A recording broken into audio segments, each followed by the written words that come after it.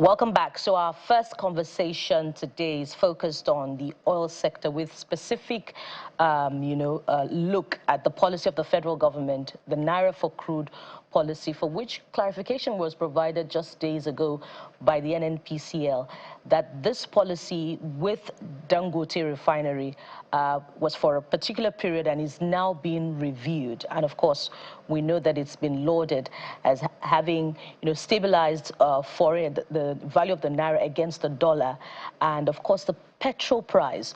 So let's see if there's a good consensus on that particular view of the policy amongst experts. And joining us this morning to have this conversation is member Chartered Institute of Taxation of Nigeria, Dr. Oni Mobolaji Johnson, who joins us from our Abuja studio. Good morning, and thank you for joining us on the program.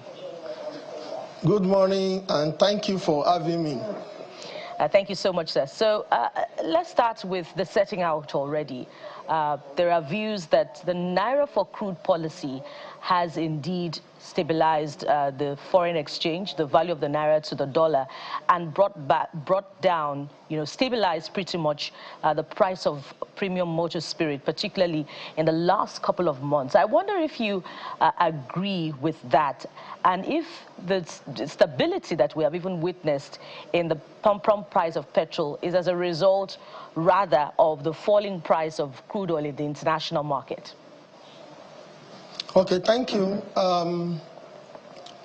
My position on that is that the naira to crude have actually stabilized the value of dollar to naira, and has also indirectly reduced the price of PMS, which is petrol. What is naira to crude is an arrangement that the refinery in Nigeria will buy crude from NNPC in naira instead of buying in dollar. What is the implication of that? Buying in dollar, paying NNPC in dollar, we put pressure, unnecessary pressure on demand for dollar, and that will increase the value of dollar compared to naira. And what they have done successfully is to take that demand for dollar off the FS market and allowing other manufacturing organizations to ask for dollar. So it reduced the stress on dollar. Another thing that has helped our economy is that it also reduced the process price of fuel, that is PMS. Recently, you are aware of the announcement that Dangote and some other marketers has an agreement to be selling fuel at 860 something naira, 65 or thereabout. These are part of the effects of naira to crude, because Dangote can buy it in naira, can process the crude, and able to sell it to the market at more reduced price. That is one of the effects.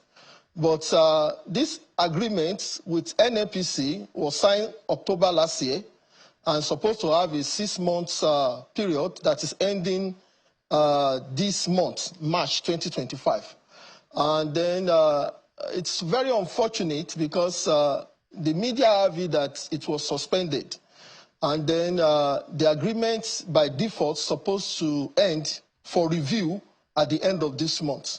And that also goes to the NNPC, the way they handle their things. They should engage Nigeria more on information so that the market will not, based on their body language or the way they perceive the market is going, and give out information for them.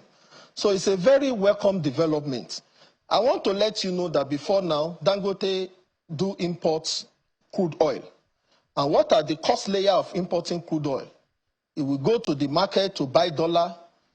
After buying the crude oil, what about the landing cost, the transport, the clearing cost? All will be factored on the cost of processed crude oil. And the burden will be passed to Nigeria. But within this period, we've seen how Dangote has consistently reduced the price of petrol because of this kind of arrangements, I believe. But Dr. And Johnson, not only Dangote alone. But Dr. Johnson, you're saying something? Yeah, I just wanted to, follow up. If indeed this Naira-for-crude policy is renewed, as the NNPCL has told us, following the expiration of the first 6 months, for another 6 months, and then the price of crude oil in the international market goes up, perhaps due to, emerging trends, apart from what we're seeing now, playing out with actors, what are the guarantees that the price of petrol will not go up back home in Nigeria? Yeah.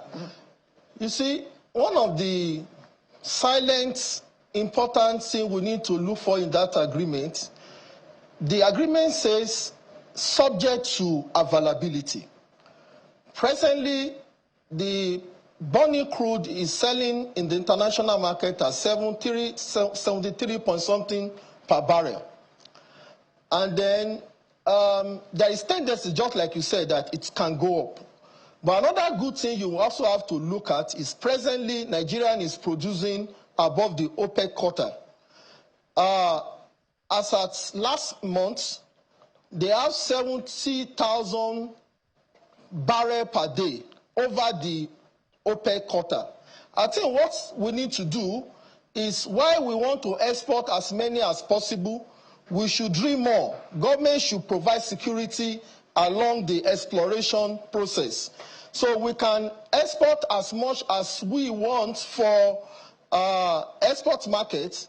We can also sell, of course, Crude-For-Naira. They are going to buy at the Naira equivalent to dollar. But no matter give or take, it is still better.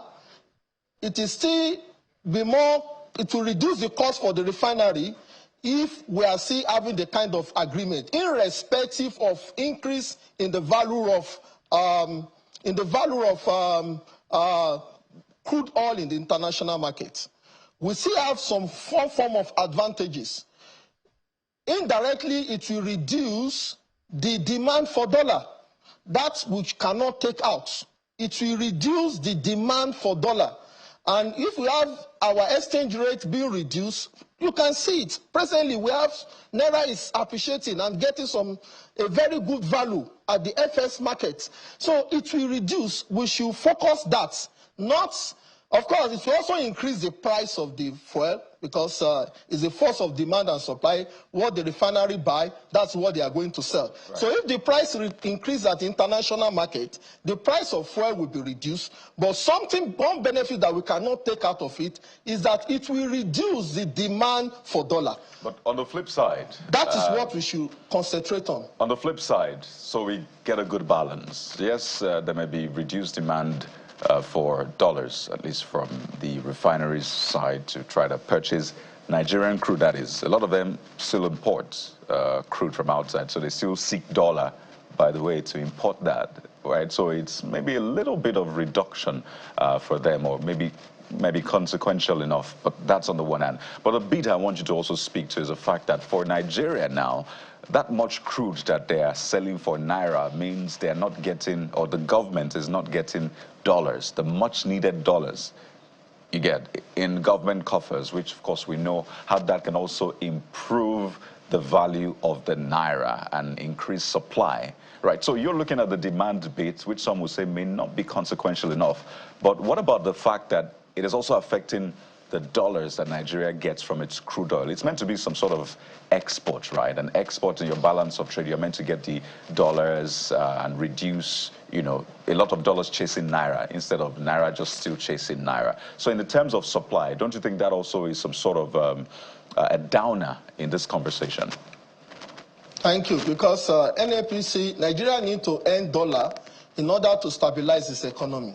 So your point is that if we are selling at Naira, it's going to reduce the amount, the value, the quantity of the dollar that Nigeria will earn in order to sell to the other sector.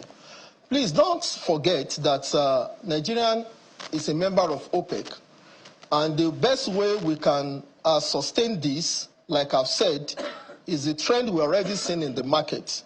Nigeria producing far more than the OPEC what was it called, Quota.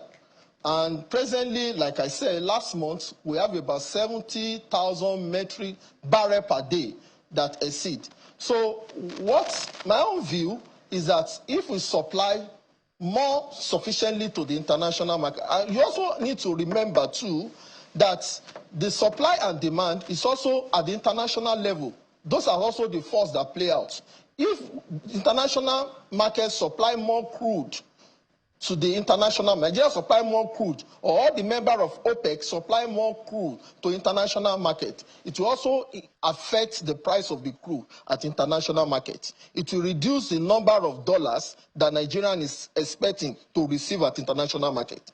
So the answer is this: we should produce as much as the international market needs so that we can earn our dollar in line with the OPEC regulation, so that OPEC will ensure that the price are stable and the policy along that line, the member are earn more in dollars. And we should also produce more, because it will really help us and it help Nigerian economy if you produce more than what we need at international market for local refineries. Let me tell you this: as we speak, the NNPC cannot meet Dangote demand for crude. And then look at it. They cannot meet demand, and the Dangote and other refinery get to the international market to import more. It will increase the price. And inflation is the key. What is killing us now is inflation. And energy, cost of energy, is a greater determinant of the inflation. So the solution to that is that Nigerians should produce more for them to earn dollars, and they should also dream more for Nigerian refinery so that we can have the price of PMS to be stabilized. So in this way, we win on both ends, both receiving dollars to finance Nigerian budget or to stabilize, for Nigeria to have more to sell to Nigerian in other sectors, and also to produce more for our refinery in Nigeria, so that we can also able to stabilize the what was it called? See, we have been thinking to do this, and that is why we have the price variation.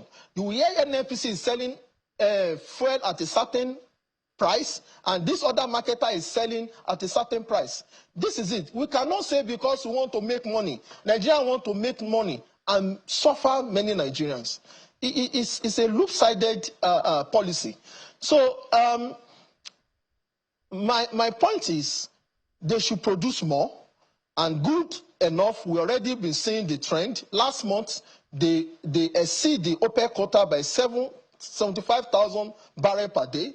They should sustain that. They should produce more so that they're able to also meet the local refinery. And they're also able to supply. Through more supply to the international market, we also reduce the price of the crude at the international market. So, Dr. Johnson, your advocacy for increased production also brings us back to the conversation on transparency between both parties. While the NNPCL is telling us that, okay, since the start of the Naira-for-crude policy, it has indeed supplied 84 million is it liters now, or barrels of crude to Dangote refinery. We're hearing that Dangote is saying that NNPCL has not met its crude oil production supply quota to Dangote, that is supposed to be supplying 385 1,000 barrels of crude oil to the refinery, but it's falling short. Whereas we're also hearing that the NNPCL is saying that Dangote is supposed to be supplying 25 million liters of petrol per day to the domestic market, but it's not, meeting that particular target. So who really should we believe amid all of these conversations, and how is it impacting on, the price, the expected stability in price that we're supposed to be seeing? If indeed, one party is falling short, are we supposed to be seeing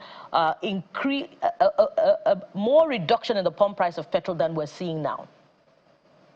Okay, let me start from the last point. If a particular party is not supplying, like NNPC is not meeting Dangote quota, what is supposed to supply to Dangote, this is what will happen.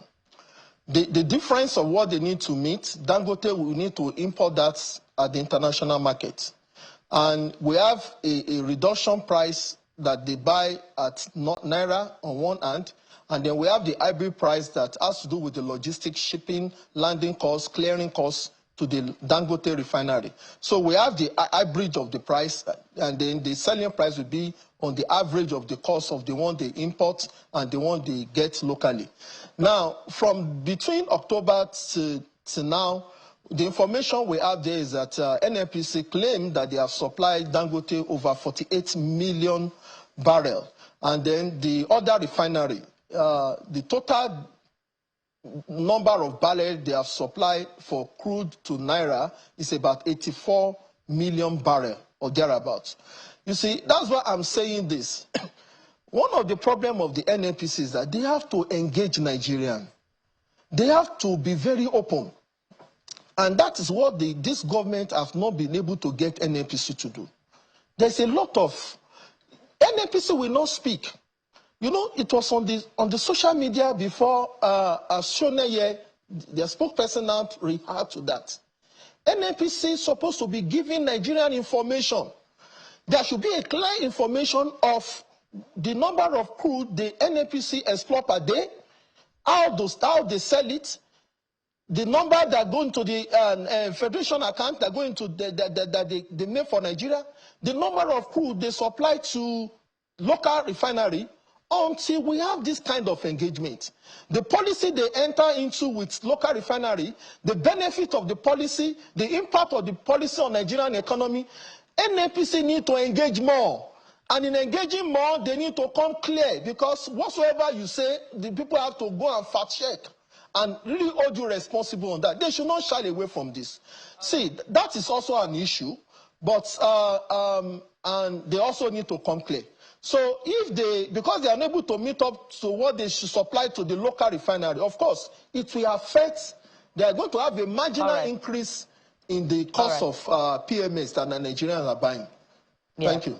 The need for transparency, that'll be a fine place to leave it. Dr. Onimo Bolaji Johnson is a member of the Chartered Institute of Taxation of Nigeria. Thank you so much for joining us on this particular subject. Thank you for having me. And from the oil sector, we transit to something equally interesting.